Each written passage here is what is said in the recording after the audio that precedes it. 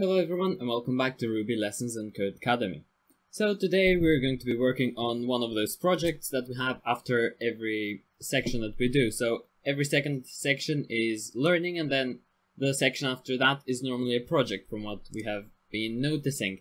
And today we're going to be building a project that is going to be telling us of the ratings of different movies or films or whatever you want to call them.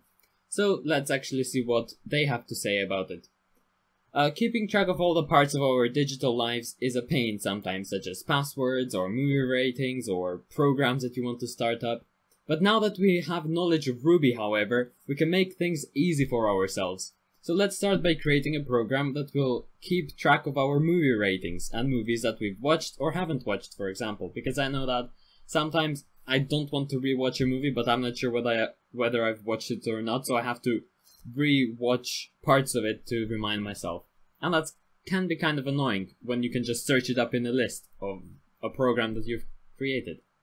Even though that's more of a database, but databases do still require programs to store things. So it will do one of four things. This is about our program right now. So it will add a new movie to a hash, update the rating for an existing movie, display the movies and ratings that are already in the hash. So as we learned about the hash, it's like a dictionary in Python. Or delete a movie from the hash. If it doesn't receive one of those four commands, then something's gone wrong and the program will output some kind of error message, which is what we want it to. So this project will give you a lot of room for creativity, but we know sometimes it can be a little disorientating to not have strict instructions. If you ever feel lost, don't hesitate to check the example code in this exercise to help you along. So if we are stuck, we can look at this here, and also they also leave some hints at the very bottom of the instructions, and also there are Q&A forums where you can discuss with other people what they have done or how they have achieved a certain goal. So let's save and submit code and get started. So let's see.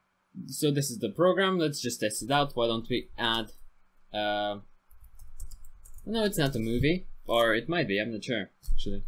Oh, okay, rating 0 to 4. I guess it's not 1 to 5, it's a 0 to 4 system. That's fine. I haven't actually watched Doctor Who. I mean, I've watched some of it, but yeah. Okay, moving on.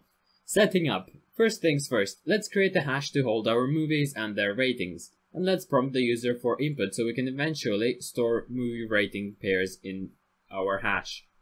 So, if we don't remember how to make a hash, are they going to tell us? I mean, I remember, but does it tell us? So, a hash is a way of storing data by a specifiable key, so unlike a list, you give it the key and you can give it any value as well as the key, as opposed to an array in which, yeah, okay, as it says there. 2. Puts asks a question on the command line. Here we ask if you like coding in Ruby. So this is our hash at first, and then we also have puts, which prompts us to get the answer. We also learned about the new type of variable, which might be more efficient to use in this case, but we will see. So let's get started. Create a hash and assign it the variable movies. Okay, movies equals new dot hash. Put in your favorite movie as the key. Okay, so movies equals favorite movie. Let's do Back to the Future as the key. Back to the Future is the key. And then the new assigning process, which is the colon. Okay, prompt the user for input with puts and save that input as a variable called choice. So put in your favorite movie as the key with a number rating for the value. Okay, number rating, so let's put it at the 0 for now. And then we want to prompt our user, which we can easily do by doing puts. How would you rate this movie, for example? And then we can do gets.chomp as answer. Let's see. Oop, okay. So first of all, we don't actually need this, seeing as we are doing the literal notation as well. So we can get rid of that. I changed the value from 0 to 4, just so that it's not at a 0 to start off with. Also, this isn't supposed to be answer, it's supposed to be choice. And here we need to use this sign. There we go.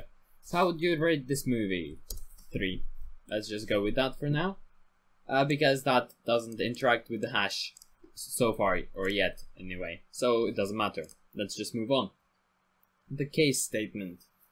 Good work. Now we'll want to create the main body of our program. The case statement, which will decide what actions to be taken on what the user types in. So the case statement is a bit of like a really long if else if statement, but it works slightly differently and it can be more efficient if it's a longer list of options. So if and else are powerful, but we can get bogged down in if and else ifs if we have a lot of conditions to check. So thankfully Ruby provides us with a concise alternative, the case statement. The syntax looks like this. So we have case language, so we are checking language.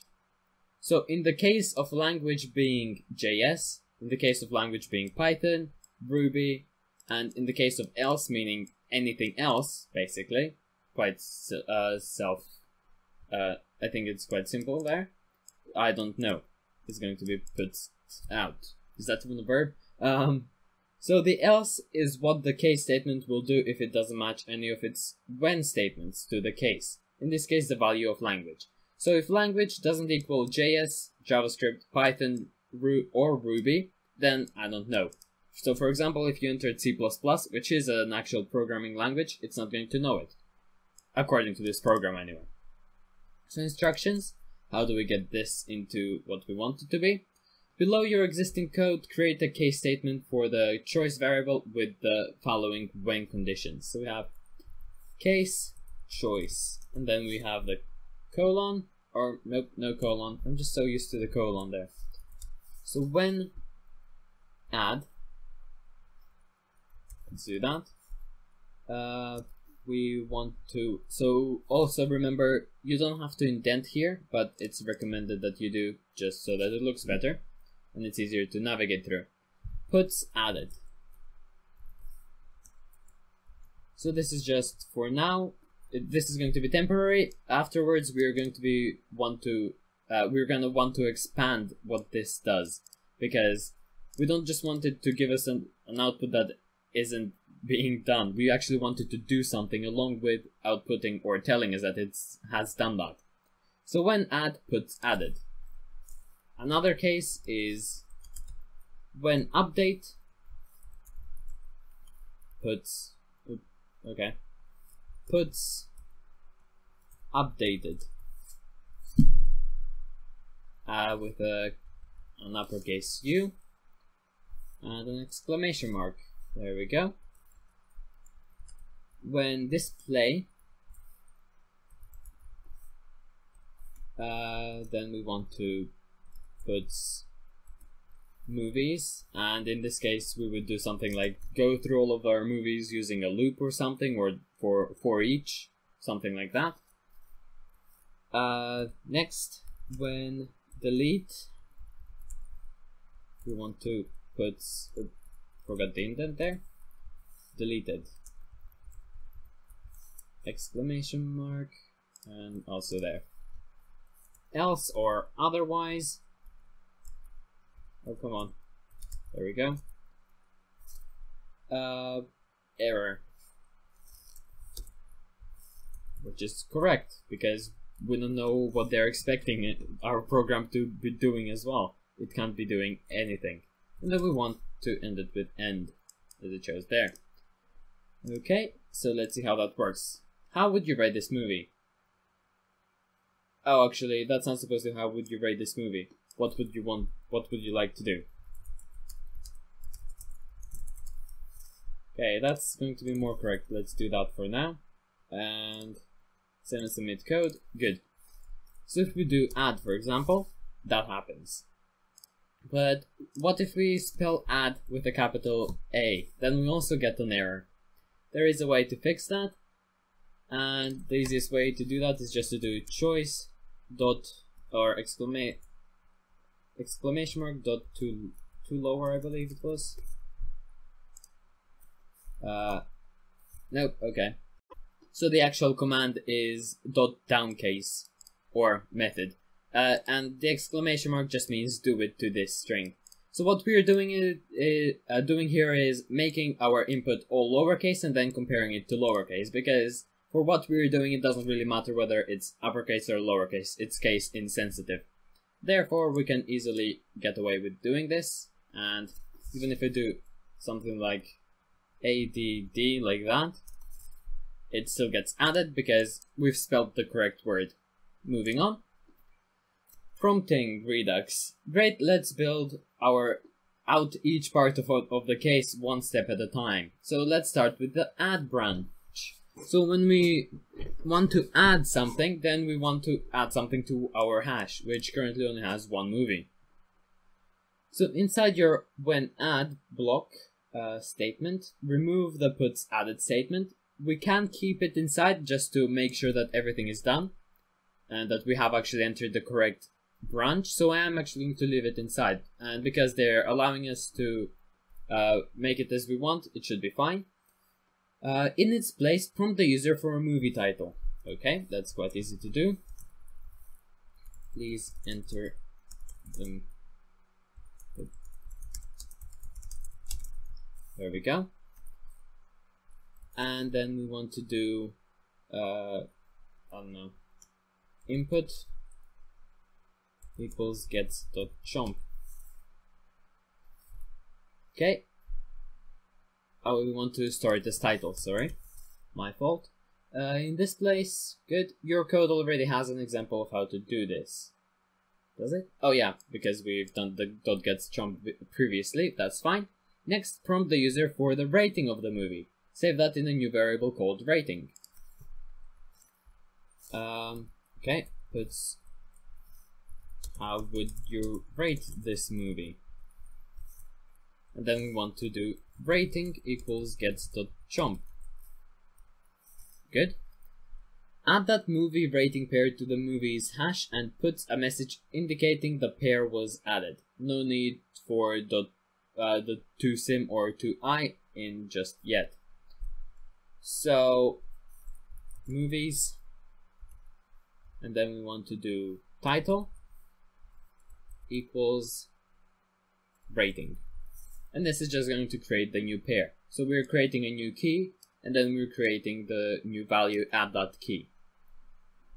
I have spaced it out like this so that it makes sense. So we're doing this first, that's one thing on its own, then this, and then when all of that is done, we're printing out added just for confirmation purposes.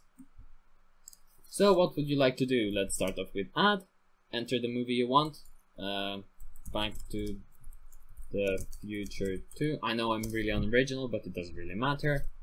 Let's put it a 4, added. So that seems to be working fine.